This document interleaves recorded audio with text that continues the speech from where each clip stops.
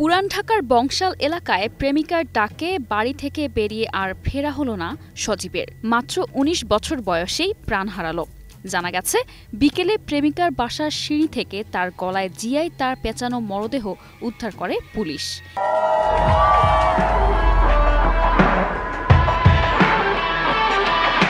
হৃদয় বিদারক এ ঘটনায় এলাকা জুড়ে নেমেছে শোকের ছায়া। আর প্রশ্ন উঠছে, এ কি আত্মহত্যা নাকি পরিকল্পিত হত্যা? ময়নাতদন্তের জন্য মরদেহ ঢাকা মেডিকেল কলেজ হাসপাতালের মর্গে পাঠানো হয়েছে। সজীব বংশাল ১৭ আগামসি লেনের বাসিন্দা তাজউদ্দিনের ছেলে। ২ ভাই ৩ বোনের মধ্যে তিনি চতুর্থ ছিলেন। নিহতের স্বজনদের দাবি, সজীবকে বিকেলে ফোন করে তার প্রেমিকা খাদিজা ডেকে নিয়ে যায়। তার স্বজনরাই সজীবকে আটকে রেখে শারীরিক নির্যাতন করে হত্যা করে বলে অভিযোগ করেন তারা। মেয়ের মা মেয়ের বাপে ঠের দিছে, আপনার ছেলে যদি ডিস্টার্ব করবো আমরা কোন ধরে মেরে ফেলাম।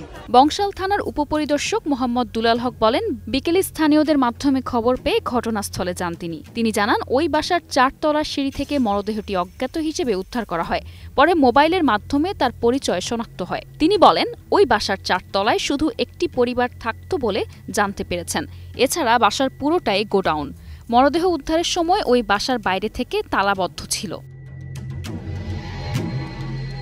পুলিশ বলছে, ঘটনার প্রকৃত কারণ জানতে তদন্ত চলছে। তবে প্রেমিকাকে ঘিরে তরুণ সজীবের এই রহস্যজনক মৃত্যু এখন বংশাল জুড়ে ছড়িয়ে পড়েছে তীব্র আলোচনার ঝড়। এর আগে মাত্র ৬ দিন আগে গত ১৯ অক্টোবর প্রেম ঘটিত কারণে পুরান ঢাকার আরেকটি ভবনের সিঁড়ি থেকে জগন্নাথ বিশ্ববিদ্যালয়ের শিক্ষার্থী ও বিশ্ববিদ্যালয়ের শাখা ছাত্রদলের আহ্বায়ক কমিটির সদস্য জুবায়ের হোসেনের রক্তাক্ত মরদেহ উদ্ধার করা হয়। নিশা আলম, নিউজ ডেস্ক, ২১ টেলিভিশন।